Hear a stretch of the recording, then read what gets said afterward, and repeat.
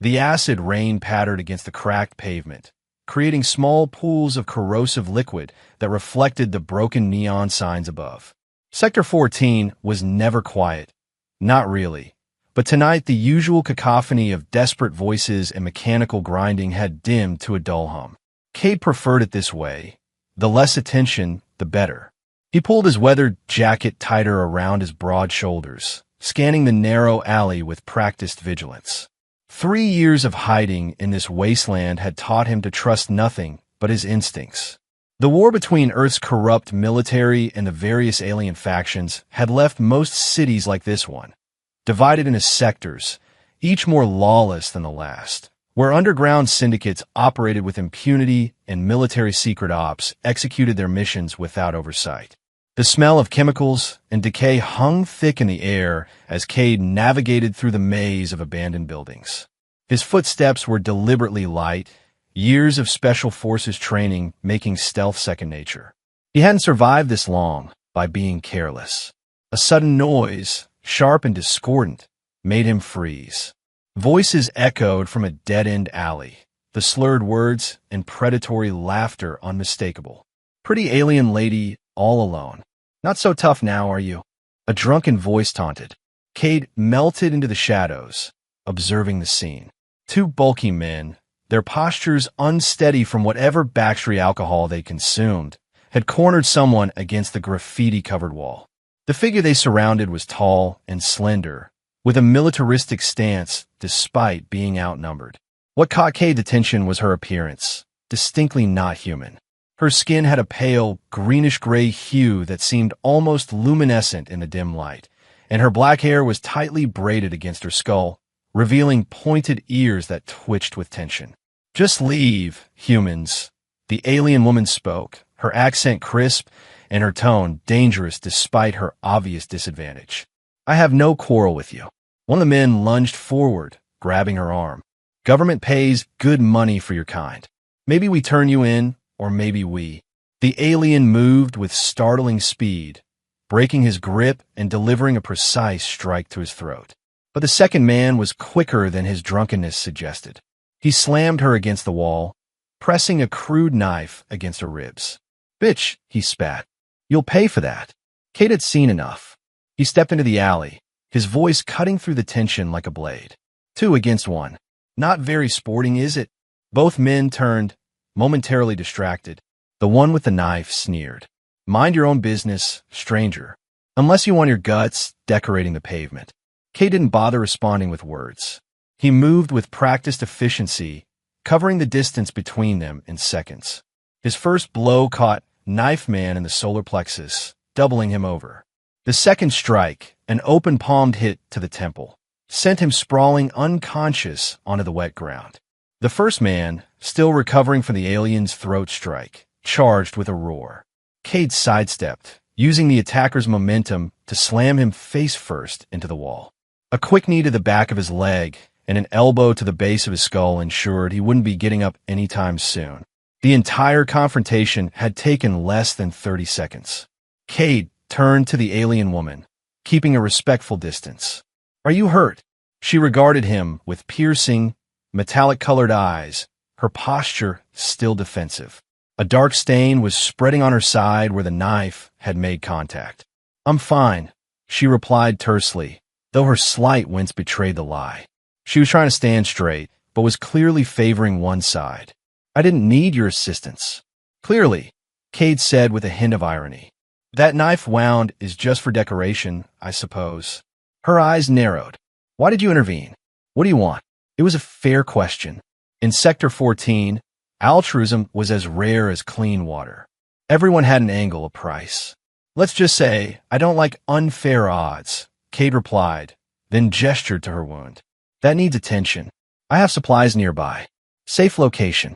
The alien woman's eyes darted to the mouth of the alley, then back to Cade, calculating.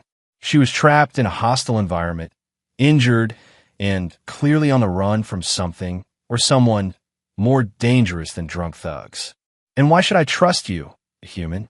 she asked, her voice a mixture of suspicion and exhaustion. "You shouldn't," Cade answered honestly. but you're bleeding in a sector where blood attracts predators. Your options are limited. Rain continued to fall, washing away traces of the brief fight. The woman's face hardened with decision. "Lead the way," she finally said. "But know this, if you try anything, you'll wish I'd left you to these two." She nodded toward the unconscious men. Kate almost smiled. Noted, they moved quietly through the labyrinthine streets, the woman maintaining her distance despite her increasingly labored breathing. When they finally reached the old abandoned pharmaceutical factory Cade called home, he led her up a rusted fire escape to the third floor, where he'd converted a concrete storage room into a Spartan living space. "Welcome to my humble abode," he said as he unlocked the heavy reinforced door. "It's not much, but it's secure." The alien woman paused at the threshold, her eyes scanning the interior with military precision, noting the security cameras, makeshift alarm systems, and sparse furnishings. Finally, she stepped inside, her body tense with readiness despite her injury. Kate closed the door behind them, activating the series of locks. The stage was set for whatever would come next: trust or betrayal, alliance or enmity. In this ruined world, either outcome was equally likely. The concrete room was dimly lit by a single functional power strip connected to a jury-rigged generator. Moisture stained the walls in dark patterns, and the air smelled of mold and metal. Cade's living space was minimal: a military-style cot in one corner, a table with several monitors displaying security feeds, a small arsenal of weapons carefully organized on a steel shelf, and a basic medical kit. "Sit," Cade instructed, gesturing to the edge of the cot while he retrieved the medical supplies. The alien woman remained standing, her eyes constantly moving between Cade, the exits, and the security monitors. "I prefer to stand." Cade shrugged. "Suit yourself, but you're swaying, and that wound needs cleaning before it gets infected." He placed the medical kit on the table. "I'm Kay, by the way." She hesitated before responding. "Raya." Her name had a melodic quality when she pronounced it, with a slight trill on the R that no human tongue could replicate. "Well, Raya, that knife probably wasn't clean. And if you bleed out in my safe house, it creates a logistical problem for me." He held up antiseptic and bandages. "Your choice." Raya's stern expression faltered slightly as she pressed a hand against her ribs, wincing. With obvious reluctance, she lowered herself onto the cot, her movements stiff and guarded. "You've had military training," she observed as Cade approached with the supplies. It wasn't a question. You could say that. He knelt beside her, keeping his movements deliberate and non-threatening. "I need to see the wound." After a moment's consideration, Raya cautiously lifted the edge of her fitted tactical shirt, revealing a nasty gash across her ribs. The blood had an unusual purplish tint, but otherwise, her anatomy seemed remarkably similar to human.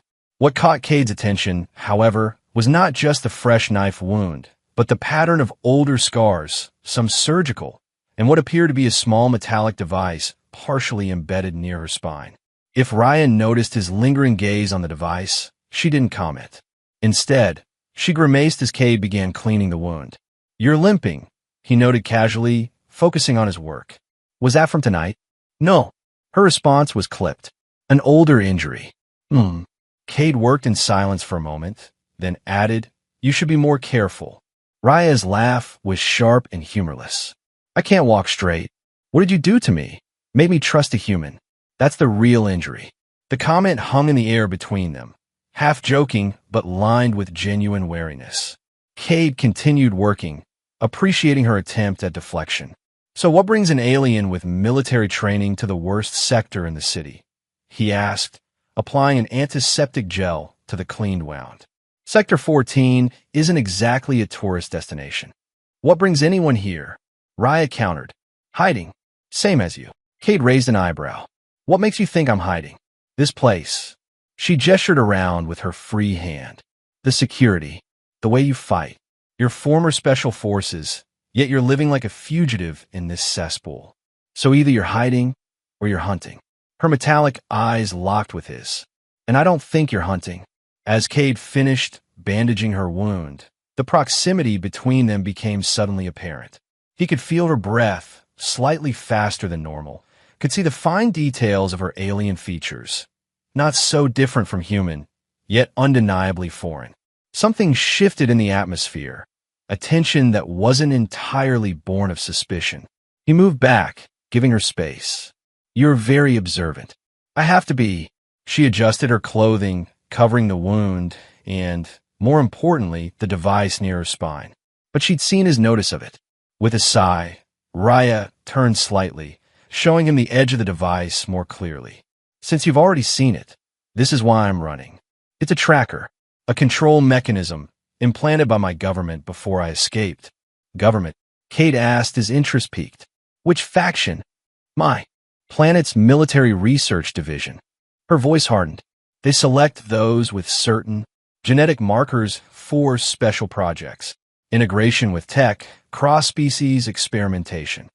She met his gaze unflinchingly. Human military isn't the only one with questionable ethics. Cade was about to respond when one of his security monitors flashed red, emitting a soft but insistent beep. He moved to the screen immediately, checking the perimeter cameras. "We have a problem," he said, his voice tense. "Armée personnel entrée secteur 14. Standard sweep formation, military-grade weapons." He looked back at Raya. "Friend of yours?" Her face paled slightly, the greenish undertone becoming more pronounced. "If they've tracked me here, that device is still active." It wasn't supposed to be, but she stood, wincing at the pain. "I need to go. Now. If that thing is broadcasting, they'll find you wherever you run in the sector." Cade made a quick decision. "There are maintenance tunnels beneath the city. We might be able to use them to get outside their search grid." Raya looked at him with genuine confusion. "We? Why would you risk yourself?" Cade was already gathering essential supplies, loading them efficiently into a weathered backpack. "Let's just say I have my own reasons to avoid military entanglements." He checked his weapon, a modified handgun that had seen better days. "Besides, I was getting bored with the view here anyway." A ghost of a smile touched Raya's lips before vanishing behind her stoic mask. "You're either very noble or very foolish." "I've been called worse," Cade replied, slinging the pack over his shoulder and heading for a hidden panel in the floor. "Hope you're not claustrophobic." As they descended into the darkness below, the security monitor continued to flash its warning into the empty room above. The hunters had arrived, and the chase was only beginning. The air in the maintenance tunnels was thick with decay and industrial runoff. Water dripped from corroded pipes, forming toxic puddles on the cracked concrete floor. The only illumination came from Cade's small tactical flashlight, casting long shadows that seemed to move with malicious intent. "These tunnels run beneath most of the old city," Cade explained in a hushed voice as they navigated the narrow passageways. "They're not on recent maps, which makes them useful for people who don't want to be found." Raya moved with careful precision behind him, her breathing controlled despite the obvious pain from her injuries. "Your knowledge is specific," she observed. "You've used these tunnels before." "A few times." Cade paused in intersection, checking his bearings. "Back when I was still with the unit, He stopped abruptly, raising a closed fist, military signal for silence. Raya froze instantly, recognizing the gesture. They both listened, the dripping water suddenly seeming thunderous in the quiet. Footsteps, multiple sets, accompanied by the soft crackle of communication devices. Cade extinguished his light, plunging them into complete darkness. He felt Raya move closer, her shoulder brushing against his. Without speaking, they pressed themselves against the damp wall of a recessed pipe junction. The footsteps grew louder. A beam of light swept past their hiding spot, illuminating the passageway they had just traversed. Through the narrow gap between pipes, Cade could make out at least 4 figures in tactical gear, their weapons held at the ready. The insignia on their uniforms was unfamiliar. Neither standard Earth military nor any alien faction he recognized. Signals fluctuating but getting stronger. One of them reported, his voice slightly distorted by a comm unit. "Subject is definitely in the tunnels. Remember, Command wants her alive," another voice responded. "The genetic material is priority 1. Raya tense beside him, and Kate instinctively placed a steadying hand on her arm. He could feel her trembling, not from fear, he suspected, but from barely contained rage. The squad moved past their hiding spot, continuing down the main tunnel. Once their lights had dimmed and the sound of their footsteps had faded, Cade activated his flashlight again, keeping it pointed downward to minimize the glow. "That device in your back," he whispered.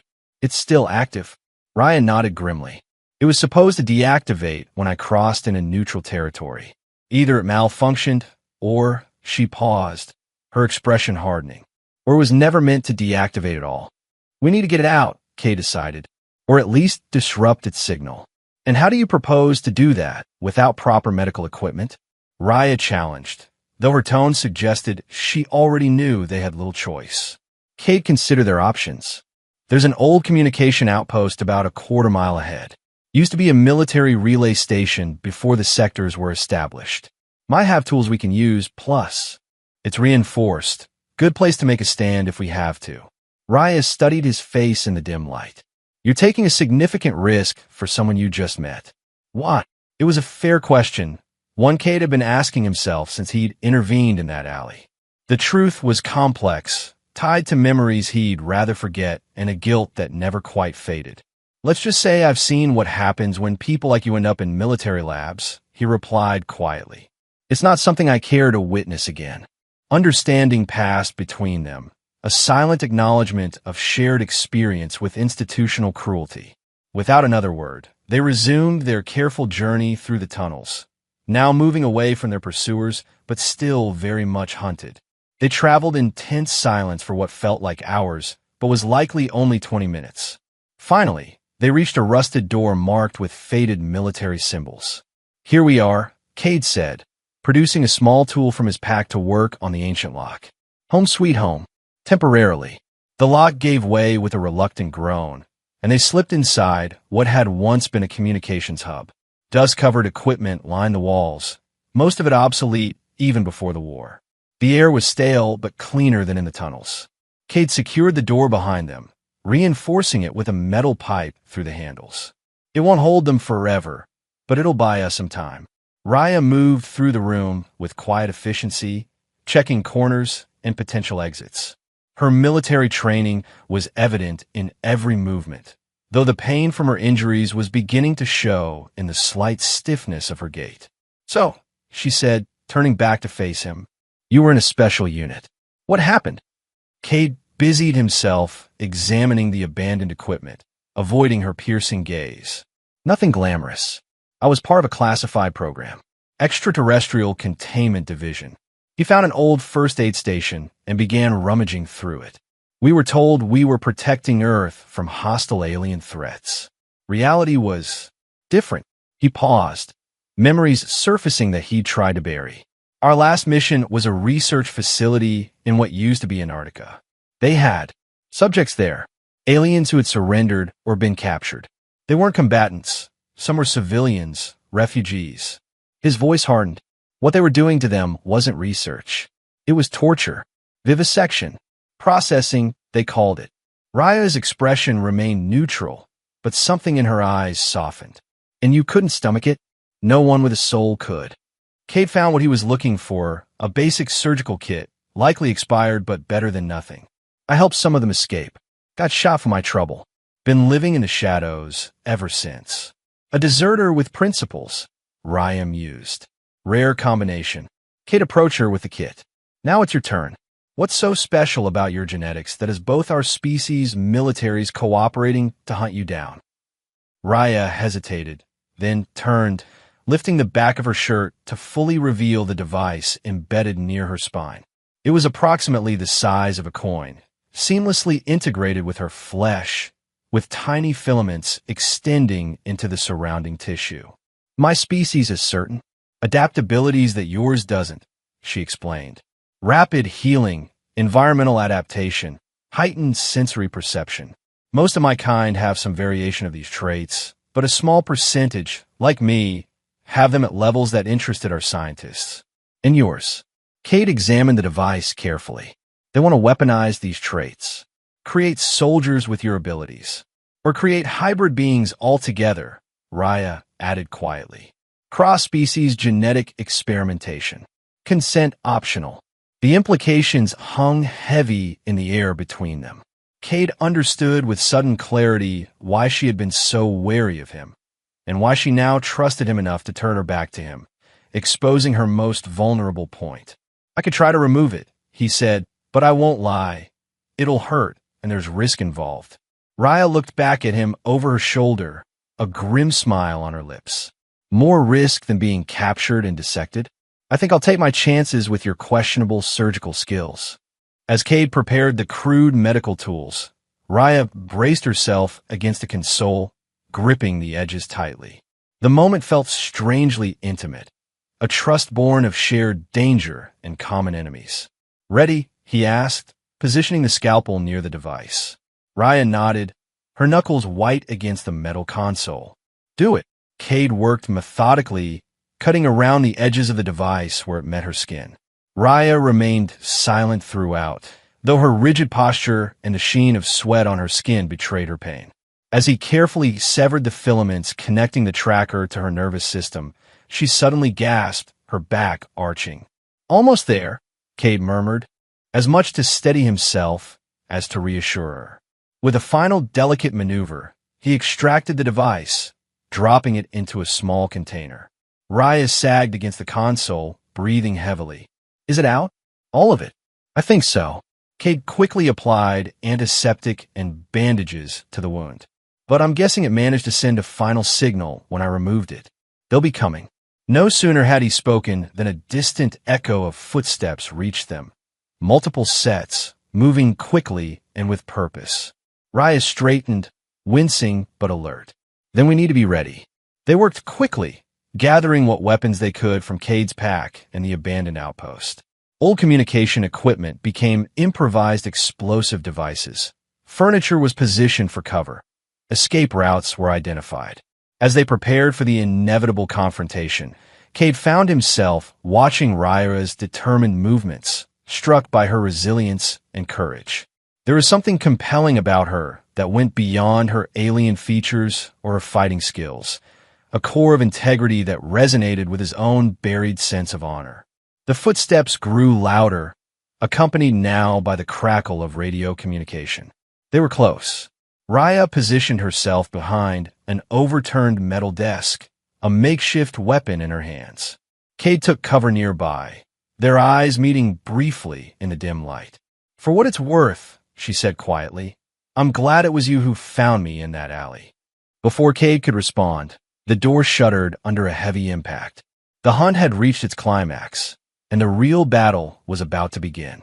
The reinforced door buckled under the assault, hinges screaming in protest. Cade signaled to Raya, and she nodded in silent understanding. They had planned for this moment, prepared as best they could. When the door finally gave way, the first wave of attackers was met with a blinding flash and deafening bang, an improvised stun grenade fashioned from old communication equipment.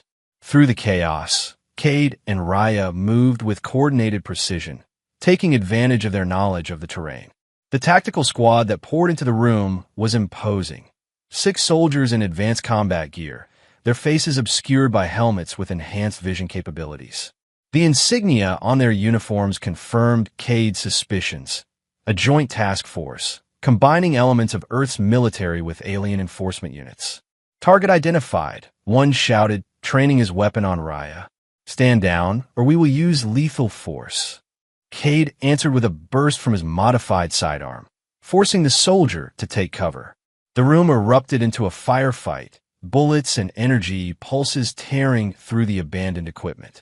Acrid smoke filled the air, adding to the confusion. Raya moved like a shadow, her injuries seemingly forgotten in the heat of battle. She disarmed one attacker with a fluid motion that Cade recognized as a martial art not of Earth origin, then used the captured weapon to disable another with a precision shot to the shoulder joint of his armor. Cade found himself admiring her efficiency even as he fought alongside her. They moved in surprising harmony, covering each other's blind spots, anticipating each other's tactics. It was as if they had trained together for years, not met hours ago in a rain-soaked alley. But the enemy squad was well-equipped and professional. A flanking maneuver caught them off guard, and a pulse of energy grazed Raya's shoulder, spinning her into a stack of equipment. She recovered quickly, but not before Cade saw the dark purple stain spreading on her shirt. The wound had reopened. "Commander Tavik wants the subject alive." One of the soldiers barked into his comm unit. "The male is expendable." Cade had heard enough death sentences in his career to recognize one.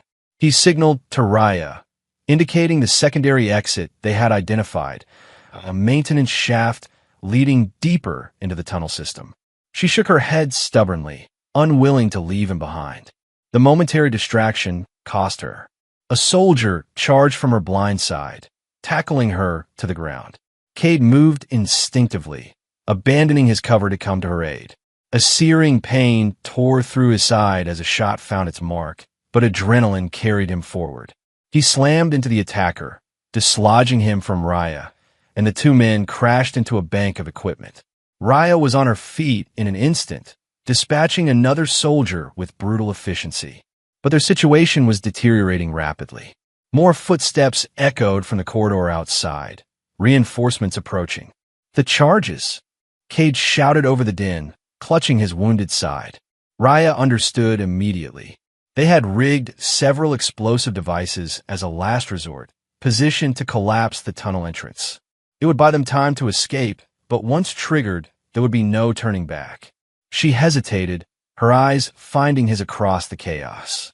In that split second, something passed. Between them, not just tactical agreement, but a deeper connection, a recognition of kindred spirits amidst the madness.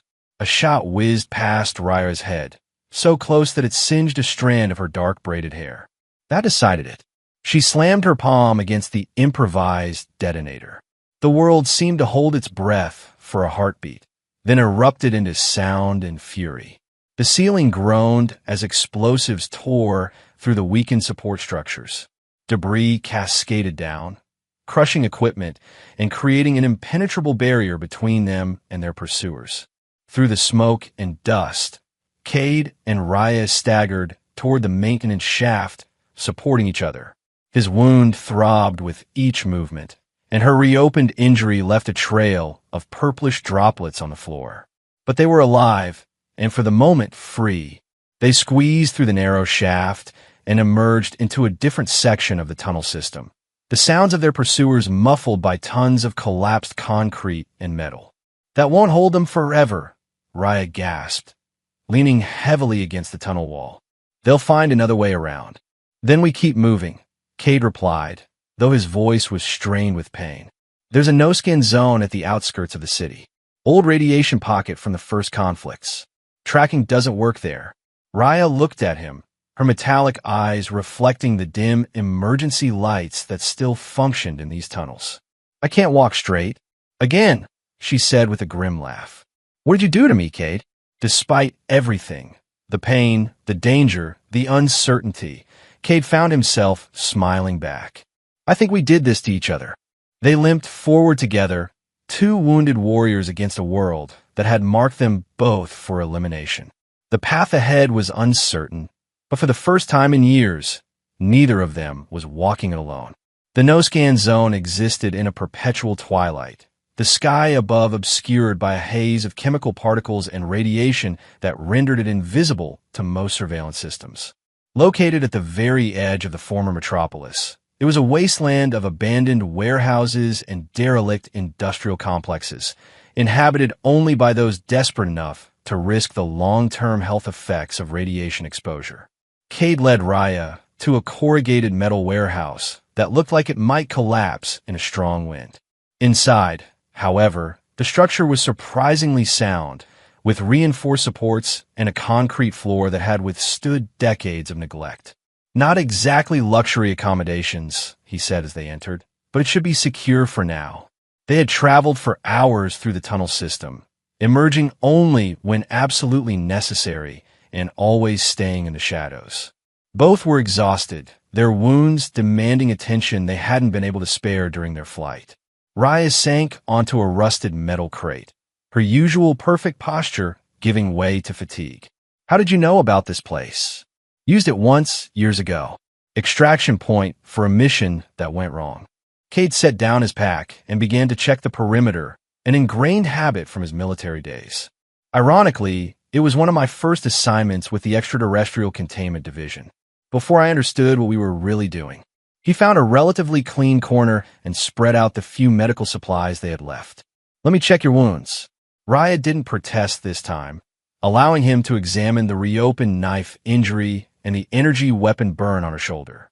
As he worked, carefully cleaning and rebandaging, she studied his face. You could have left me, she said finally. At several points, it would have been a logical choice.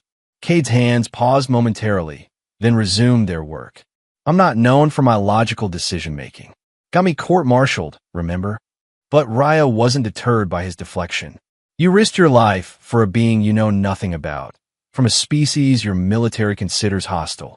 I know enough, Cade replied, his voice softer than he intended. He finished with her shoulder and moved to check the wound where the tracking device had been removed.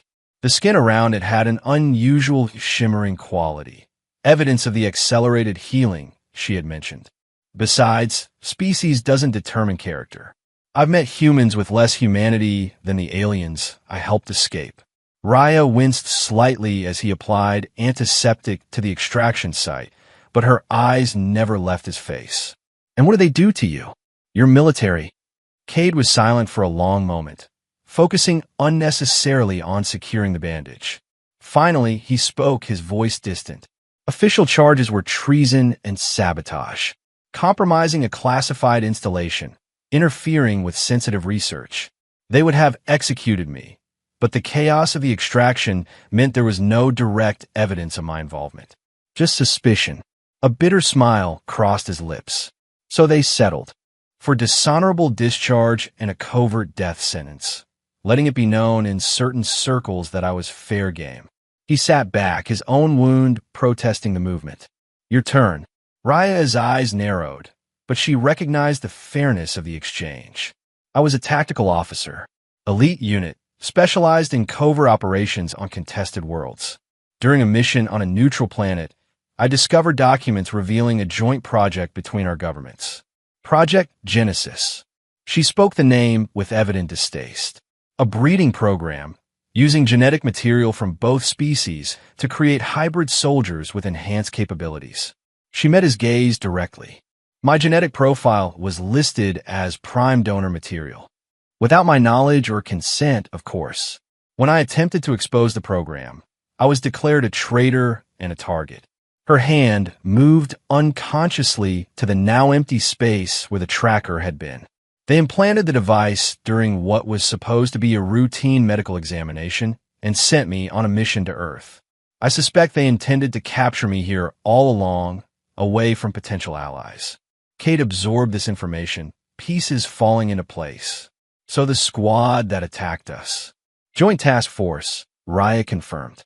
Commanded by General Tavik of my planet's military, working alongside your Earth government's Black Operations Division. And the data from the communications outpost? Cade asked, remembering how she had downloaded information from the old systems before they had rigged the explosives. Raya reached into a concealed pocket and produced a small data crystal. Everything I could salvage about Project Genesis. Enough to expose both governments' involvement, if we can find a way to broadcast it. The we didn't escape Cade's notice, nor did the implication that their partnership had evolved from temporary alliance to something more enduring.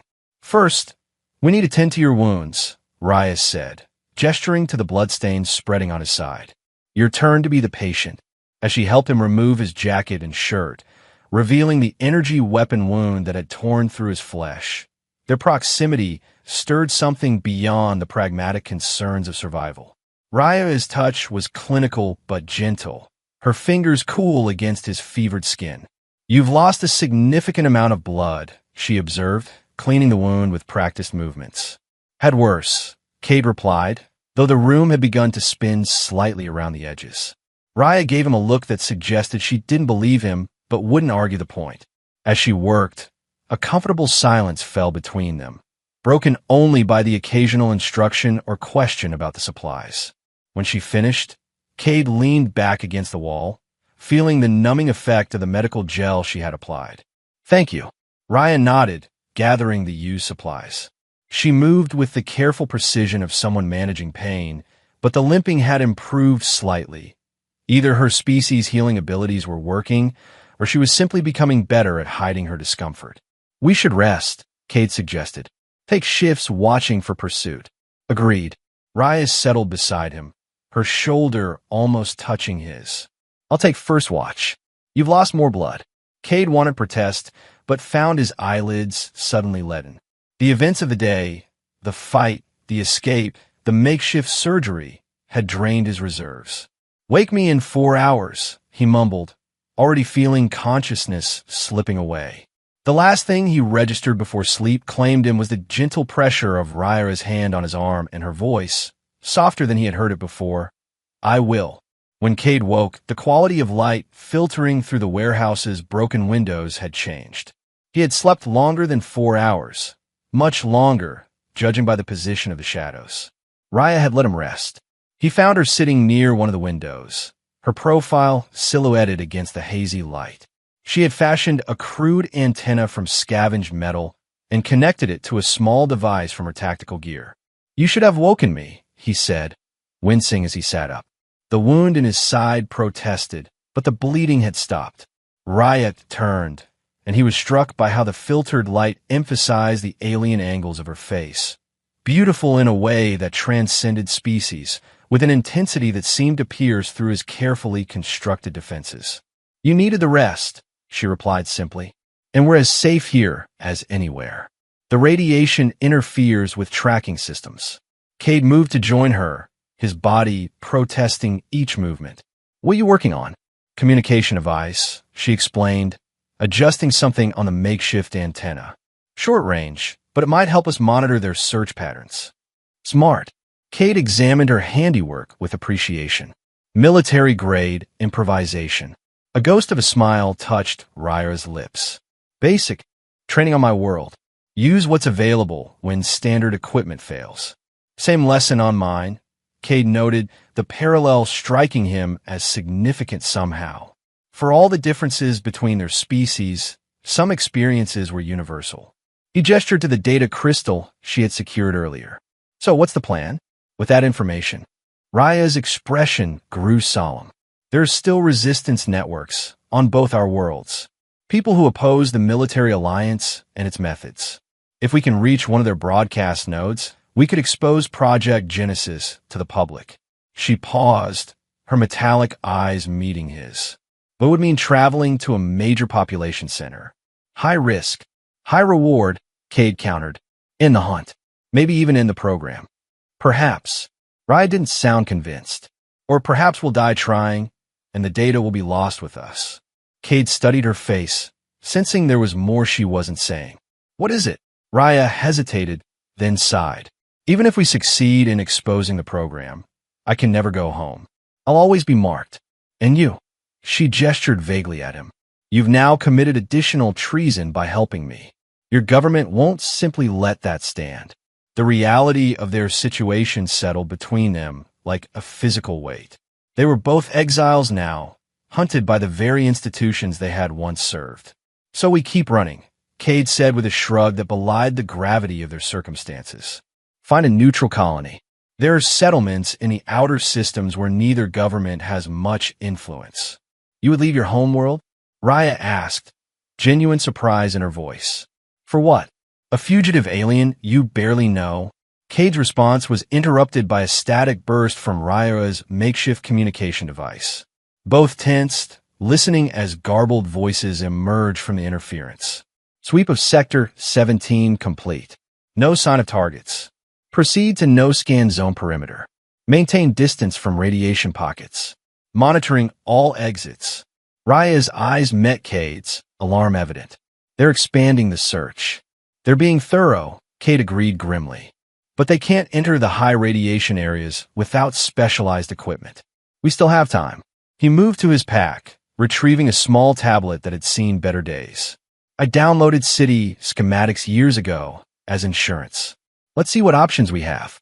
They hunched over the tablet together, shoulders touching as they examined the complex network of defunct subway tunnels, maintenance passages, and sewage systems that ran beneath the city sectors. Here, Cade pointed to a narrow passage that appeared to connect the no-scan zone to Sector 8. Old emergency evacuation tunnel, pre-war design, might still be intact. Sector 8 has a communication hub, Ryan noted, leaning closer to examine the map. It's controlled by the Syndicate, not military. We might be able to transmit from there, if we can negotiate access. I know someone who might help, Cade said, memories of old contacts surfacing. Former ECD technician who went underground after questioning too many orders. Last I heard, she was working for the Syndicate's communication network. As they planned their route, the proximity between them shifted from tactical necessity to something more deliberate. Cade became acutely aware of the warmth of Raya's arm against his, the faint alien scent of her, something like ozone and unfamiliar spices. Raya must have sensed the change too. She paused, looking up from the tablet, to find his face inches from hers. For a moment, neither moved, caught in a fragile equilibrium between professional distance and something far more dangerous. This is unwise, she said softly, but didn't pull away. Most of my decisions today have been unwise, Cade replied, his voice equally low. Why stop now? The kiss, when it finally happened, was tentative at first, a careful exploration of unfamiliar territory.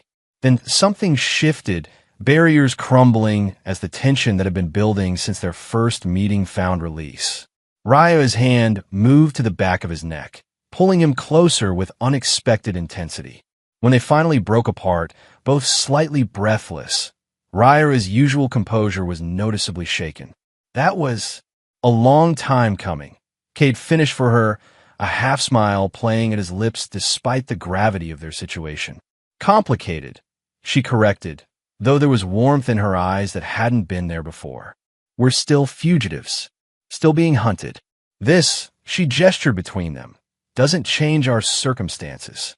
No, Cade agreed, becoming serious again. But it might change how we face them. Raya held his gaze for a long moment, then nodded once, decisive. We should move soon, before they tighten the perimeter further. They gathered their meager supplies in efficient silence, but something fundamental had shifted between them. The alliance of necessity had evolved into something neither had anticipated, a connection that transcended their different worlds and complicated histories. As they prepared to leave the temporary sanctuary of the warehouse, Raya paused, looking back at Cade with an expression he couldn't quite interpret. For the record, she said, if I had to be stranded on this planet with a price on my head, I'm glad it was with you. Cade shouldered his pack, the weight of their situation balanced by the unexpected lightness in his chest. Let's go change the world then, or at least piss off two governments simultaneously. Raya's rare laugh echoed in the empty warehouse as they slipped out into the perpetual twilight of the no-scan zone, two fugitives moving as one against the shadowy forces that sought to use them both. The emergency evacuation tunnel was exactly where Cade's old schematics indicated, hidden behind a collapsed section of an abandoned subway station. They had to clear debris to access the entrance, working carefully to avoid attracting attention from any search teams monitoring the perimeter of the no-scan zone. These tunnels were designed to evacuate government officials in case of catastrophic attack, Cade explained as they navigated the narrow passage. Ironic that we're using them to evade those same officials. The air was stale but breathable, and the tunnel's infrastructure had largely survived the decades since its construction. Emergency lights, powered by ancient but still functional generators, cast an eerie blue glow that made Raya's alien features appear even more otherworldly. Your wound is healing quickly, Cade observed, noticing that her limp had improved significantly. Raya nodded. As I mentioned, accelerated healing is one of the traits they found. Valuable, though the energy weapon burn will take longer than the knife wound. Must be convenient, Cade remarked, feeling the persistent throb of his own injury. It has its costs, Raya replied, her tone suggesting the subject wasn't open for further discussion. They continued in relative silence. The only sounds their footsteps and the occasional distant rumble of the decaying city above. The tunnel inclined gradually upward, leading them towards Sector 8, a region controlled not by military forces but by the loosely organized criminal network known as the Syndicate. While not exactly safe, it offered something rare in this fractured world, a zone of relative neutrality where government forces operated with caution, if at all. After nearly an hour of steady progress, they reached a heavy metal door marked with faded emergency symbols. This should exit near the old financial district, Cade said, examining the lock mechanism. Now part of Syndicate territory. He produced a small electronic device from his pack, a universal bypass tool that had served him well in his years as a fugitive. After several tense moments, the lock disengaged with a satisfying click. "After you," he offered with a slight bow. Raya eased the door open, weapon ready, and checked the area beyond before gesturing for Cade to follow. They emerged into what had once been a maintenance room for a luxury hotel, now repurposed as a storage space for contraband goods. The Syndicate's unofficial trademark. "Empty," Raya confirmed, holstering her weapon.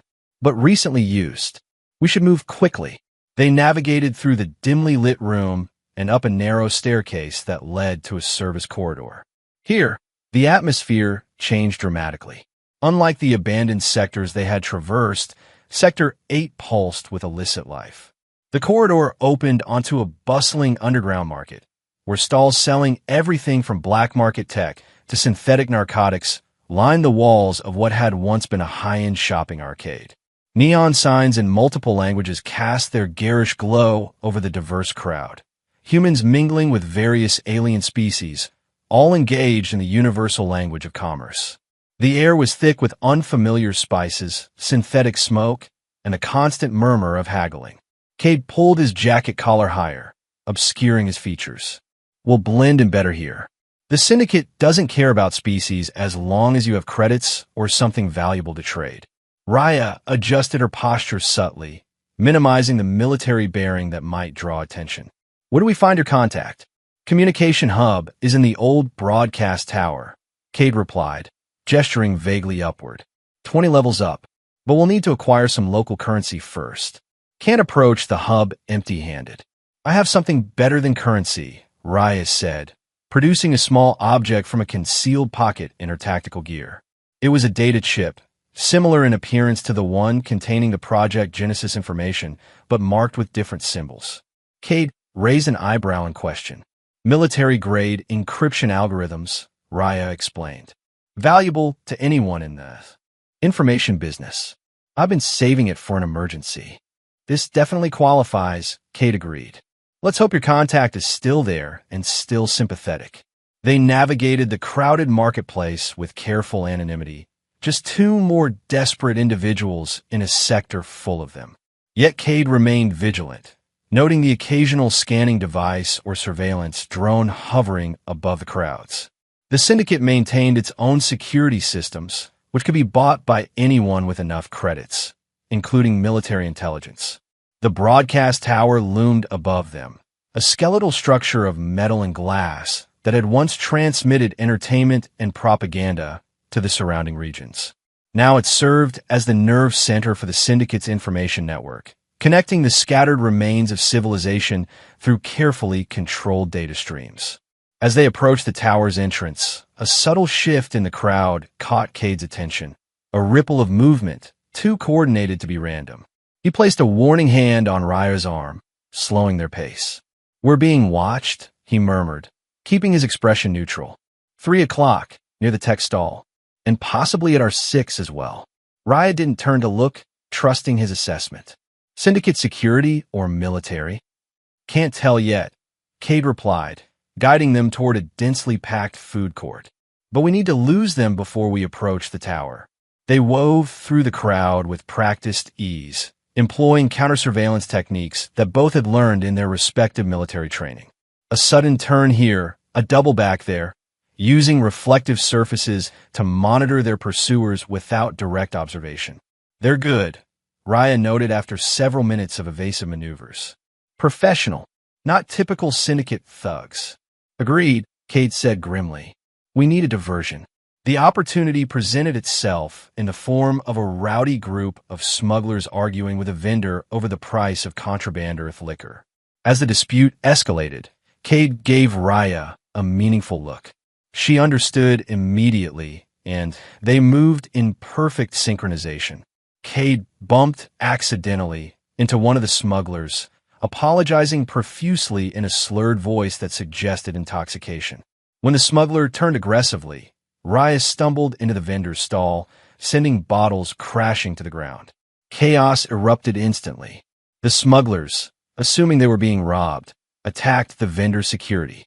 Bystanders either fled or joined the fray, creating a whirlpool of confusion that spread rapidly through the marketplace. Amidst the disorder, Cade and Raya slipped away, using the confusion to break the line of sight with their watchers. They ducked into a service corridor, then rapidly ascended an emergency stairwell that wound its way up the interior of the broadcast tower. That won't hold them for long, Cade panted as they climbed. His wound protested the exertion, sending sharp pain through his side. It doesn't need to, Raya replied, her breathing controlled despite their pace. We just need enough time to reach your contact. They paused at the 15th level to catch their breath and reorient. Cade checked his ancient tablet, confirming their position. Communication hub should be 5 more levels up. North quadrant, he said. Security will be tighter there. Raya nodded, concern evident in her eyes as she noted the fresh blood seeping through Cade's bandage. Your wound has reopened. I'll manage, he assured her, though the pain was intensifying. We're too close to stop now. They continued their ascent, more cautiously now, aware that the commotion below would have alerted all security personnel in the tower. When they finally reached the 20th level, they found the corridor leading to the communication hub blocked by 2 armed guards, syndicate enforcers in mismatched body armor, carrying high-powered pulse rifles. Now what? Raya whispered as they observed from around corner. Cade considered their options. Direct approach might be best. My contact, if she's still here, would have significant influence. We asked to see her, offer the encryption algorithms as payment. And if she's not here, Raya questioned, or no longer sympathetic, then we improvise, Cade replied with a grim smile. Not like we have many alternatives at this point. Decision made. They emerged from hiding and approached the guards directly, hands visible to show they weren't immediate threats. The guards raised their weapons instantly, faces impassive behind tactical visors. State your business, the larger of the two demanded. We need to see Lyra Voss, Cade said, using the name of his former colleague. Tell her it's Cade, from Antarctica. I have something she'll want to see. The guards exchanged glances. Then the smaller one spoke into a communication device attached to his collar. After a brief exchange in a dialect Cade didn't recognize, he nodded to his partner. Surrender weapons, the guard instructed. You'll be scanned and escorted. It was a risk, but one they had anticipated. They carefully placed their weapons on the ground, though Raya kept the precious data crystals hidden in a specialized pocket designed to evade standard security scans. After a thorough but impersonal search, they were led through a maze of corridors lined with humming equipment, the heart of the Syndicate's information network. Operators of various species sat at consoles, monitoring data streams and communications from across the fractured world. Finally, they were shown into a small office overlooking the vast array of broadcasting equipment. A woman sat behind a desk fashioned from a repurposed navigation console, her attention focused on multiple holographic displays hovering in the air before her. She was human, with dark skin and silver implants visible along her temples and jawline, augmentations that suggested extensive integration with communication technology. When she looked up, her cybernetically enhanced eyes widened in genuine surprise. Well, I'll be damned. The ghost of Antarctica himself. She dismissed the guards with a wave of her hand. Leave us. Once the doors sealed behind them, she stood, her expression shifting from surprise to wariness. You've got some nerve showing up here, Cade. Last I heard, you had a price on your head that could buy a small colony. Good to see you too, Lyra, Cade replied, a hint of their old camaraderie in his voice despite the tension. You've moved up in the world. Syndicate information broker? Quite a change from ECD communications specialist. Lyra's augmented eyes flicked to Raya, assessing. And you brought company. Interesting company at that. She gestured to two chairs opposite her desk. Seat. Explain. Quickly. As they settled into the offered seats, Cade felt a wave of dizziness wash over him. The blood loss, combined with their rapid ascent of the tower, was taking its toll. Ryan noticed immediately, shifting slightly closer in silent support. We need access to your broadcast network, Cade said, getting straight to the point. Wide spectrum, unfiltered transmission. We have information that both governments are trying to suppress. Evidence of illegal genetic experimentation, cross-species hybridization without consent. Lyra's expression remained neutral, but the implants along her jawline pulsed with quickened activity. Ambitious and suicidal. What makes you think I'd risk my operation for your crusade? Raya leaned forward, her metallic eyes holding Lyra's augmented ones without flinching. Because you left the ECD for the same reason Kay did. You saw what they were doing and couldn't stomach it. A flicker of something, recognition, respect, crossed Lyra's face. You're well informed for an off-worlder. I'm the proof of what they're doing, Raya replied simply. One of their prime genetic donors, selected without consent for their hybridization program. Understanding dawned in Lyra's expression. Project Genesis. There have been rumors. She trailed off, studying them both with renewed interest. You have evidence? Actual data? Raya produced the crystal containing the stolen files. Everything. Research protocols, facility locations, military authorizations from both governments. Lyra's implants flickered rapidly as she processed the implications. If I help you broadcast this, the blowback would be significant. We're prepared to compensate you, Cade interjected, nodding to Raya, who revealed the second crystal containing the encryption algorithms. Military-grade security protocols, invaluable in your line of work. Lyra examined the offered crystal, professional interest evident. This would certainly offset some of the risk. She sat back, decision apparently made. I'll need an hour to prepare a secure transmission channel, one that can't be traced back to this hub. Relief washed over Cade, tempered by caution. And in the meantime, Lyra said, her gaze moving pointedly to the bloodstains spreading on Cade's shirt. You'll go with my medical technician and get that wound properly treated. Your alien friend, too. You both look like you've been through a war zone. Something like that, Cade acknowledged with a tired smile. Lyra's expression softened slightly, a glimpse of the colleague he had once known. For what it's worth, I'm glad you survived Antarctica. Not many of us who questioned orders did.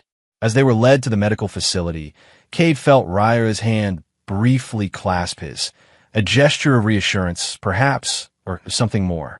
They had made it this far against overwhelming odds. Soon, the truth would be broadcast across both their worlds.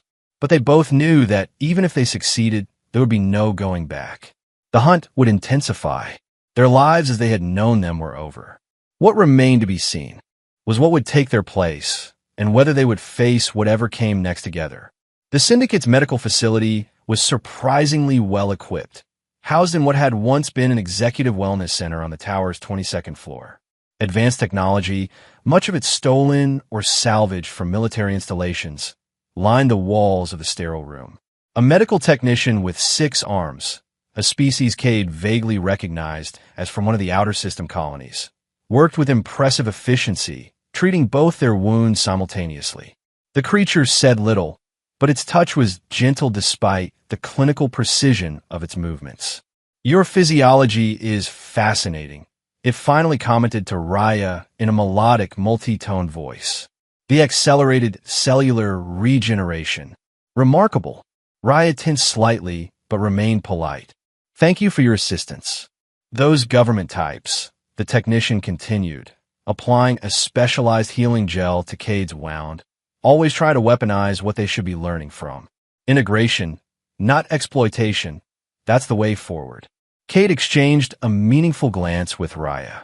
The sentiment echoed their own convictions, suggesting that perhaps public opinion might be more supportive of their cause than they had dared hope. When their treatment was complete, leaving them both vastly improved, if not fully healed, they were escorted back to Lyra's office. The information broker had been busy in their absence. The holographic displays surrounding her desk now showed complex transmission patterns and security protocols. "It's ready," she announced without preamble. "I've created a cascading broadcast signal that will bounce through 17 different relay points before hitting the primary communication satellites.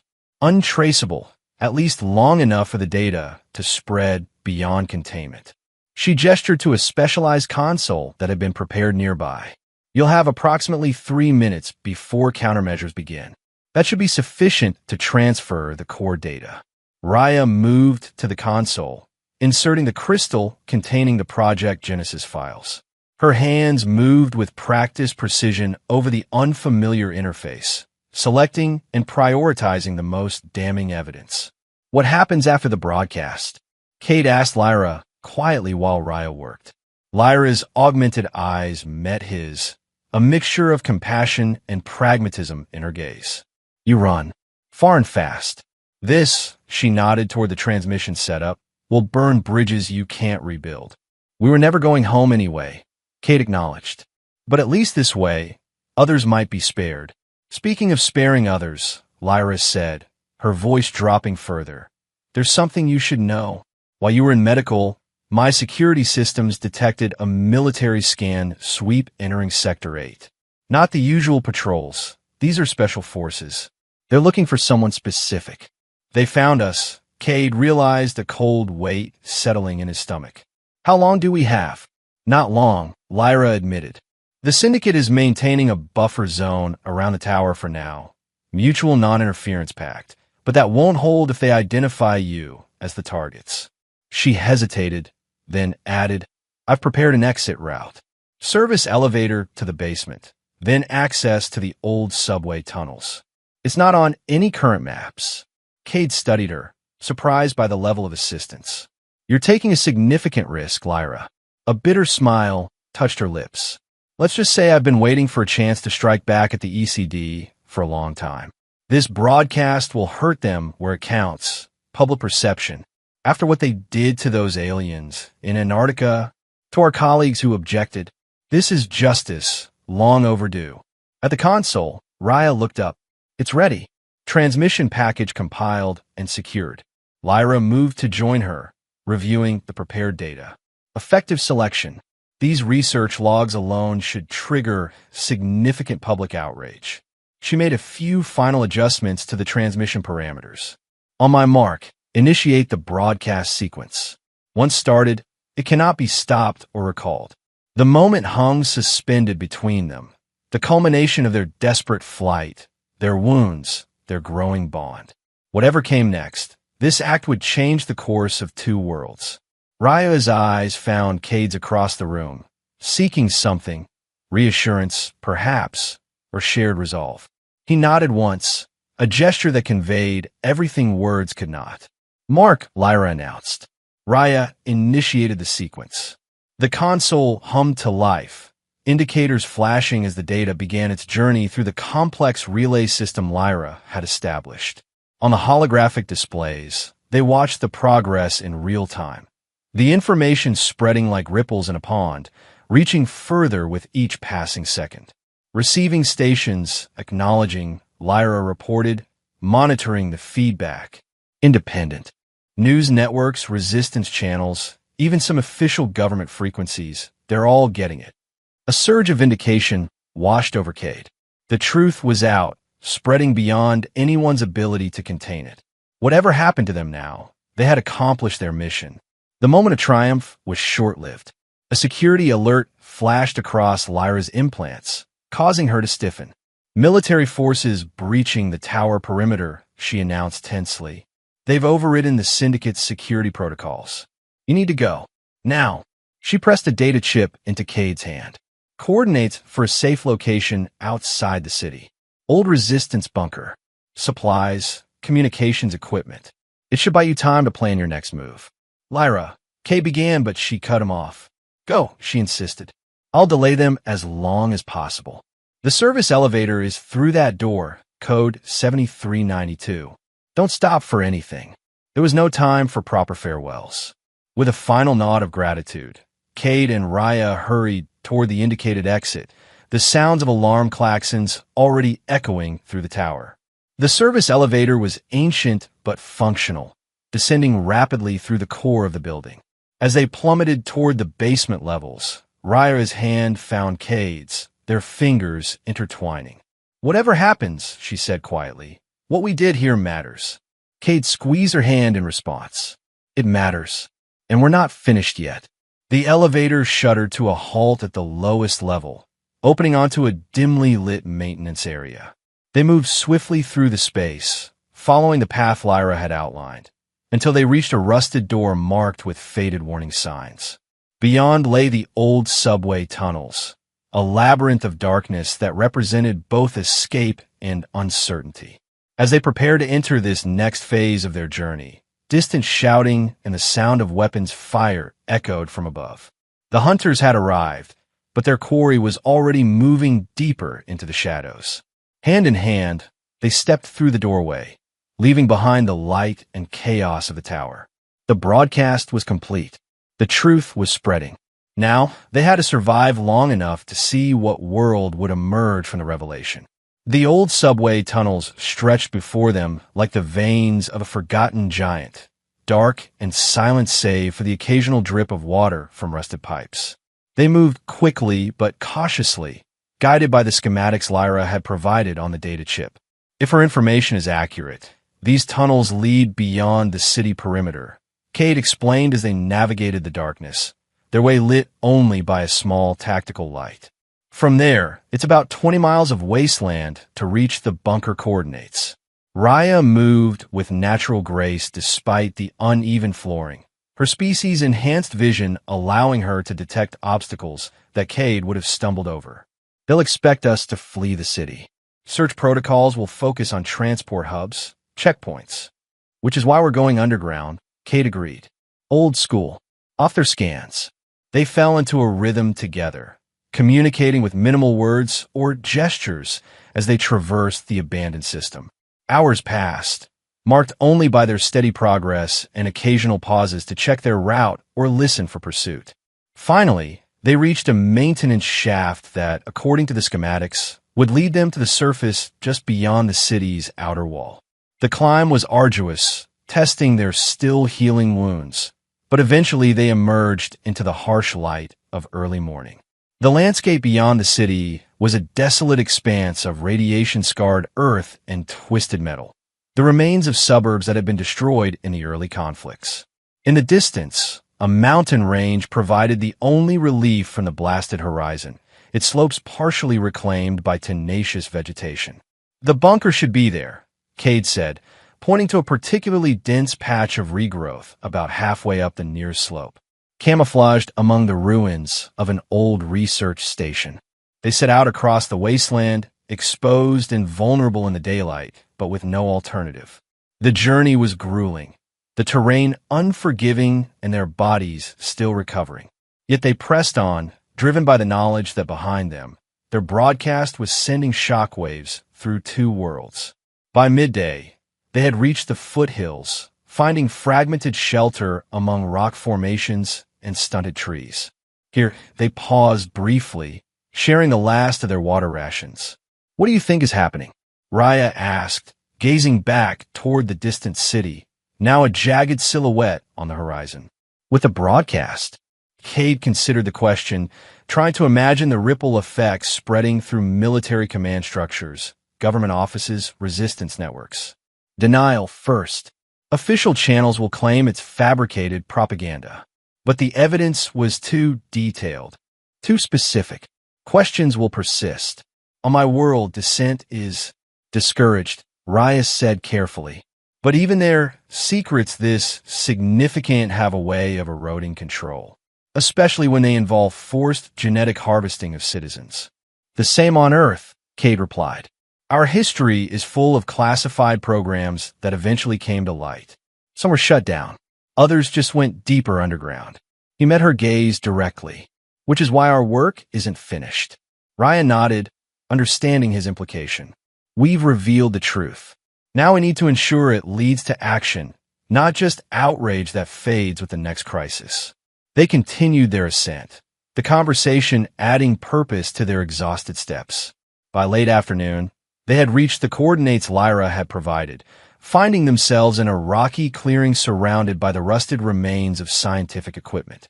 "Should be here somewhere," Cade muttered, scanning the area for anything resembling an entrance. Resistance bunkers were typically disguised as maintenance facilities or storage units. After several minutes of searching, Raya called him over to what appeared to be a collapsed shed half buried in the hillside. The pattern of the debris is too uniform. Deliberate, not natural decay. Cade examined the structure, noting the subtle signs of camouflage, weathering patterns that didn't quite match the surrounding ruins, support beams that were far sturdier than necessary for a simple storage shed. Good eye. Together they cleared away enough of the cunningly arranged debris to reveal a reinforced door with a keypad. Cade entered the access code from Lyra's data chip, and with a pneumatic hiss, the entrance unsealed. The interior of the bunker was surprisingly well-maintained, a stark contrast to the deteriorated facade. Clean lines and functional equipment suggested regular use, despite its remote location. The main chamber contained communication consoles, weapon racks, supply cabinets, and two narrow but comfortable-looking cots. Resistance cell safe house, Cade observed, recognizing the layout from his military days. Active 1 from the looks of it. Raya moved immediately to the communications array, her fingers dancing over the controls with practiced ease. "Let's see what impact our broadcast has had." The system came online, displaying multiple information channels simultaneously. What they saw exceeded their most optimistic expectations. The Project Genesis data had spread virally across both official and underground networks. News feeds showed protests erupting in major Earth cities. Interstellar communication channels reported similar unrest on Raya's homeworld. Military officials from both governments were issuing increasingly desperate denials, but the evidence spoke for itself. "It's working," Raya said, something like wonder in her voice. "They're listening. They're acting." Cade moved to stand beside her, watching the cascading reports with a mixture of satisfaction and caution. This is just the beginning. The real fight will be ensuring it doesn't get buried again. As they monitored the unfolding situation, exhaustion finally caught up with them. Their bodies, pushed beyond reasonable limits over the past days, demanded rest. They took turns sleeping and watching the communications, neither quite believing they had reached this moment of relative safety. During one of his monitoring shifts, Cade received an encrypted message through a channel Lyra had specified. It was brief, but significant. Tower secured. Else safe. Military in disarray. Target priority on you two increased. Stay dark. He showed the message to Raya when she woke. At least Lyra survived. And we're now the most wanted fugitives on 2 planets. Raya added wryly. Quite an achievement. As the day progressed into evening, they took inventory of the bunker's supplies, sufficient for weeks if necessary, and discussed their options. The communication system allowed them to monitor but not transmit, preventing them from being traced but also limiting their ability to coordinate with potential allies. "We could try to reach one of the neutral colonies," Cade suggested, studying a star chart displayed on one of the consoles. "Several have declared independence from both governments. No extradition. Assuming we could find transportation," Raya pointed out. "Every spaceport will be watching for us." The conversation paused as Raya winced suddenly, her hand moving to her side where the tracker had been removed. Cade was at her side instantly, concern evident. "Just phantom pain," she assured him. "The neural connections are still healing." Cade wasn't entirely convinced, but he didn't press the issue. Instead, he found medical supplies and helped her check the wound, using the opportunity to be close to her without having to articulate the complex emotions that had developed between them. As he worked, their proximity created a charged silence, filled with all the things they hadn't said. The events of the past days had forged a connection between them that transcended their different worlds, different species, a bond formed in shared danger and mutual respect that had evolved into something neither had expected to find. "Your world," Raya said suddenly, breaking the silence. "What was it like before all this?" The question caught Cade off guard, personal rather than tactical, a glimpse beneath her guarded exterior. He considered as he finished applying a fresh bandage to her side. "Beautiful, in parts," he finally answered. "Troubled in others. Not so different from yours, I imagine. People trying to live their lives while powers above them made decisions that shaped their fate." He sat back. Their work complete, but neither moving to increase the distance between them. "I grew up near an ocean. Used to watch the sunset over the water every evening. We have 3 moons," Raya offered in return. "When they align, the light is bright enough to read by. My home was in a forested region, trees that grow in spirals toward the sky." A faint smile touched her lips. "I used to climb to the highest branches, looking up at the stars, wondering what worlds were out there. And now you know," Kate said softly. "Now I know," she agreed, her metallic eyes holding his. The moment stretched between them, intimate and fragile. When Raya reached out to touch his face, her fingers cool against his skin, it felt like the most natural progression imaginable. Their first kiss had been impulsive, born of tension and uncertainty. This one was deliberate, an acknowledgement of the connection that had grown between them. When they finally separated, Raya's usually perfect composure was beautifully disheveled. "I can't walk straight," she whispered, half laughing, half serious. "What did you do to me?" Cade smiled, recognizing the phrase that had become something of a touchstone between them. "I could ask you the same question." The tenderness of the moment was interrupted by a sudden alert from the communication console, a priority signal flashing on the secured channel. They moved quickly to investigate, the brief interlude of personal connection set aside for the pressing reality of their situation. The message was encrypted, but the system recognized the sender signature, Lyra. With tense anticipation, they decoded the transmission. "Military coalition mobilizing unprecedented force. Project leadership desperate to recapture both of you. Contained situation. Resistance organizing response. Data below contains coordinates for extraction point. Neutral vessel with off-world clearance willing to transport you. 48-hour window starting tomorrow at dawn. High risk, but possibly only chance. Confirm receipt." They exchanged a look that conveyed volumes without words. This was the opportunity they needed, escape not just from the city, but from the planet itself. Yet the timing was ominous.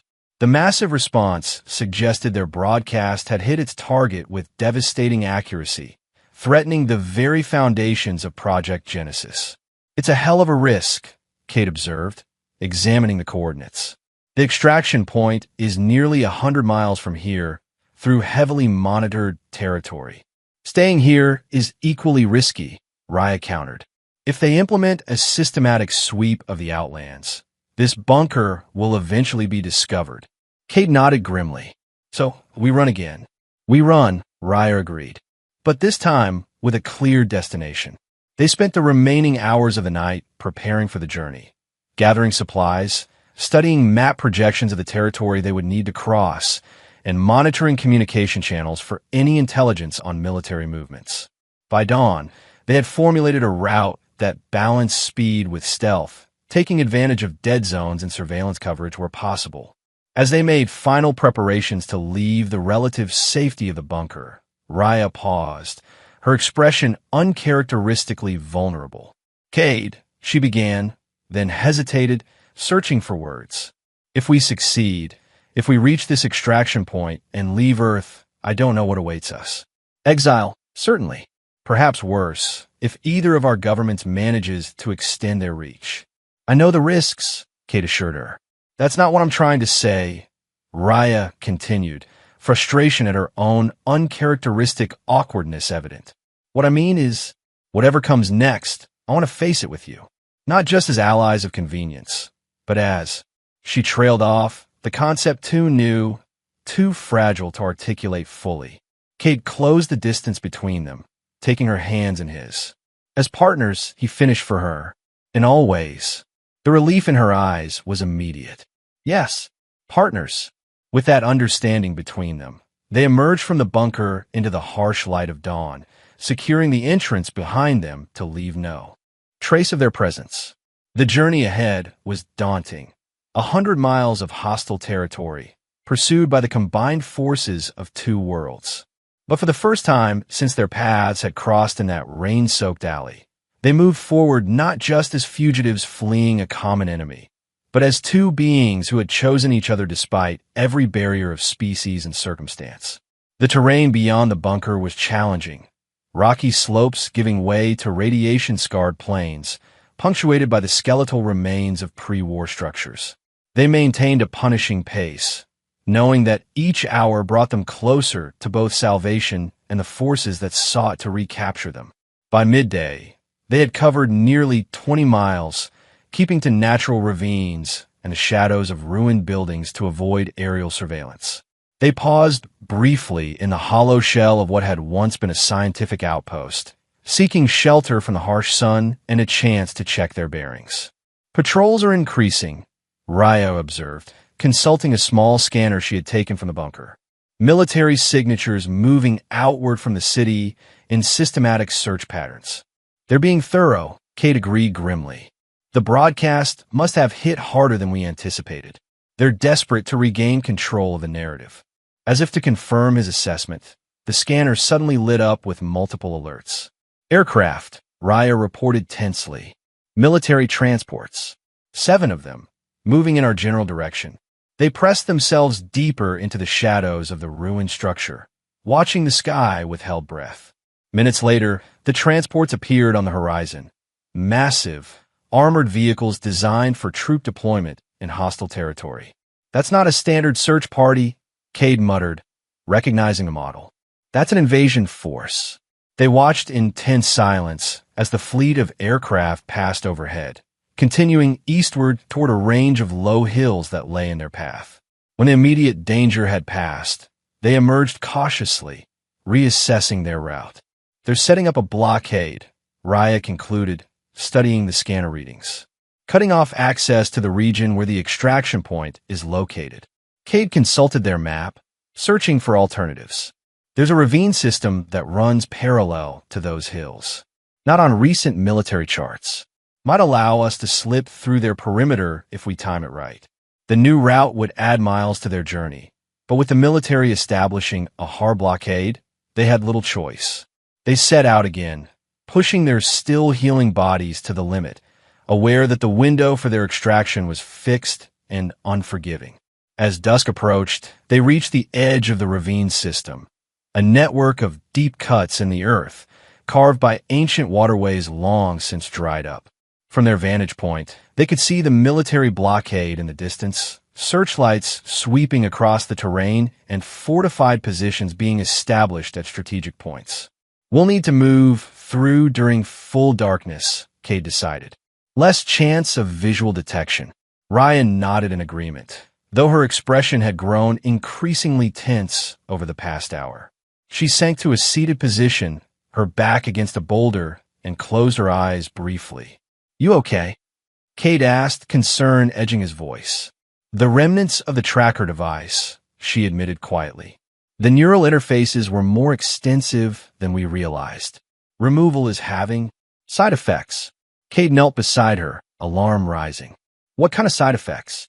"Neural feedback, sporadic pain, some sensory distortion." She opened her eyes, meeting his worried gaze directly. "I can manage it."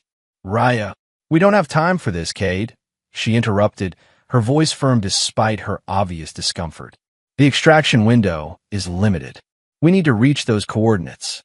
He wanted to argue, to insist she rest longer, but he recognized the steel in her tone. Instead, he offered her water and a ration bar from their supplies, then settled beside her to wait for full darkness. As the last light faded from the sky, they prepared to navigate the treacherous ravine system by night, a dangerous proposition even without the added complication of military patrols. Cade rigged a safety line between them, insurance against the unstable terrain. "Stay connected," he instructed, securing the line to both their belts. These ravines can drop suddenly. Some go down 100 feet or more. Raya tested the connection, then nodded. Lead on. They descended into the ravine network, the darkness nearly absolute. Cade used a small infrared viewer to navigate, avoiding the use of visible light that might attract attention. Raya moved with the natural grace of her species, though Cade noticed she occasionally steadied herself against the ravine wall when she thought he wasn't looking. Progress was slow and treacherous. The terrain was unstable, loose rocks giving way underfoot without warning. Twice they were forced to backtrack when pathways ended in sheer drops. All the while, they could hear the distant sound of military vehicles and occasionally glimpse searchlights sweeping just above the ravine edges. They had been navigating the maze for nearly 3 hours when disaster struck. A section of ravine wall, weakened by recent seismic activity, suddenly collapsed beneath Raya's feet. She fell with a startled cry, the safety line between them going taut with a jerk that nearly pulled Cade off his own precarious footing. "Raya," he called, bracing himself against the strain. "I'm here." Her voice came back, strained but steady. The ledge gave way. "I'm suspended about 15 feet down." Cade secured his position and began carefully drawing in the safety line, using a smooth, hand-over-hand motion to avoid further destabilizing the ravine wall. Gradually, he pulled her back to safety, gripping her arm firmly as she scrambled over the edge. They collapsed together on solid ground, breathing heavily from exertion and adrenaline. In the faint ambient light, Cade could see fresh blood on Raya's temple where she had struck the ravine wall during her fall. "That's enough excitement for one night," he said grimly, examining the injury. It wasn't serious. Her species' accelerated healing was already working to close the wound, but it was one more stress on a body that had endured too much in recent days. "We need to keep moving," Raya insisted, though she didn't immediately try to stand. How much farther to clear the blockade line? Cade consulted their position on the map. "Another hour, maybe 2, through this terrain. Then we'll be beyond their current perimeter. Extraction point is still about 40 miles beyond that." Ryan nodded, determination evident despite her exhaustion. "We can make it." They rested briefly, sharing water and rechecking their route, then resumed their careful progress through the ravine system. By the time they emerged on the far side, the first hints of dawn were lightening the eastern sky. Before them stretched a vast, open plain, the remains of farmland that had been abandoned after radiation contamination from the early conflicts.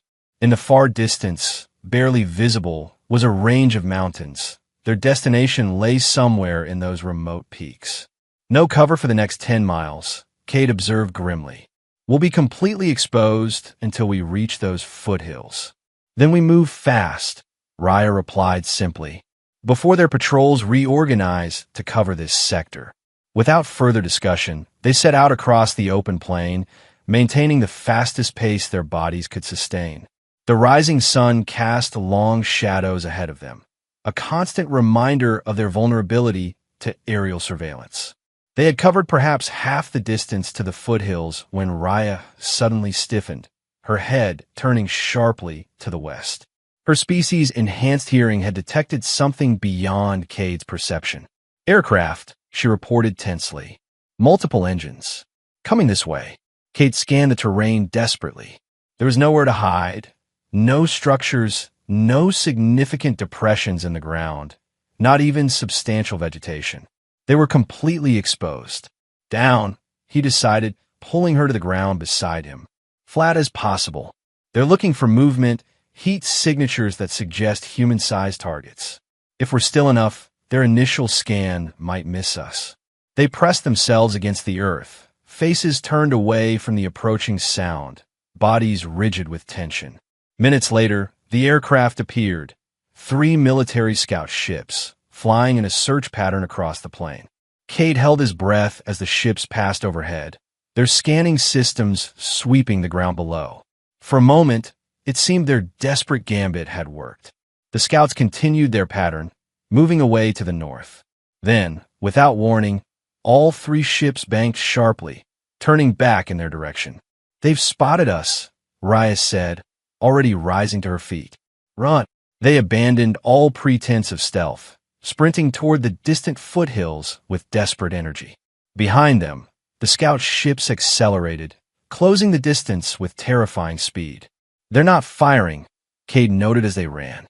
"They want us alive."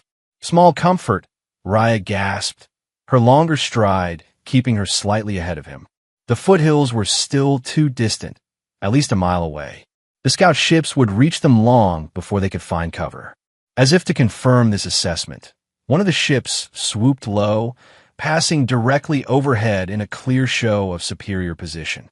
"Stop running," a mechanically amplified voice commanded from the lead ship. "You are surrounded. Surrender immediately." In answer, Raya drew her weapon, a compact energy pistol they had acquired from the resistance bunker. "I will not go back to being there." "Experiment," she declared, her voice calm despite their desperate situation. Cade drew his own weapon, standing back-to-back with her as the scout ship circled, preparing to land. "Together, then," he said simply. The moment stretched, taut with anticipation. The lead ship descended slowly, dust swirling around its landing struts as they extended toward the ground. Cade could see armed figures readying themselves in the open bay door. Then, without warning, the sky erupted in focused energy fire, not from the scout ships, but from somewhere in the distant foothills. One of the circling ships shuddered as multiple hits struck its propulsion system, sending it into a spinning descent. The other immediately banked away, defensive systems activating. "What the?" Cade began, then spotted the source of the unexpected salvation. Three small, sleek vessels had emerged from concealment in the foothills, their design unfamiliar, but their intentions clear as they engaged the military ships with precision fire. Resistance, Raya realized, hope flaring. They've sent support. The lead scout ship, already committed to landing, accelerated suddenly upward, abandoning its original plan in the face of this new threat. Soldiers who had been preparing to deploy scrambled to secure themselves as the ship executed evasive maneuvers. "Run for the foothills," Cade urged, grabbing Raya's hand. While they're distracted, they sprinted toward the distant slopes, where the resistance vessels were now decisively gaining the advantage in the aerial battle. Above them, the military ships attempted to coordinate a retreat, one of them trailing smoke from a damaged engine. As they reached the first rocky outcroppings of the foothills, a ground vehicle emerged from behind a ridge, a rugged transport bearing the same unfamiliar insignia as the resistance vessels. It skidded to a halt beside them, and the driver's door swung open to reveal a figure they recognized immediately. "Lyra!" Cade gasped in disbelief. The former ECD communications specialist grinned at them from behind the wheel, her cybernetic implants glinting in the sunlight. "Get in, you idiots! The diversion won't last forever." They needed no further encouragement, piling into the vehicle as Lyra gunned the engine, sending them hurtling deeper into the foothills. Above, the aerial battle continued, but it was clear the resistance forces had achieved their objective, creating an opportunity for extraction. "I thought you were staying at the tower," Cade said once they had put some distance between themselves and the engagement zone. "Plans change," Lyra replied, navigating the rough terrain with practiced skill. "After your broadcast went out, the Syndicate decided I was too high-profile a target to protect. Suggested I might be more useful coordinating with the Resistance directly." She glanced at them in the rearview mirror. "Plus, someone needed to make sure you two actually made it to the extraction point." "The Resistance sent you?" Raya asked, her tone suggesting she found this development somewhat suspicious. "Let's just say our interests aligned," Lyra responded cryptically. The broadcast did more than expose Project Genesis.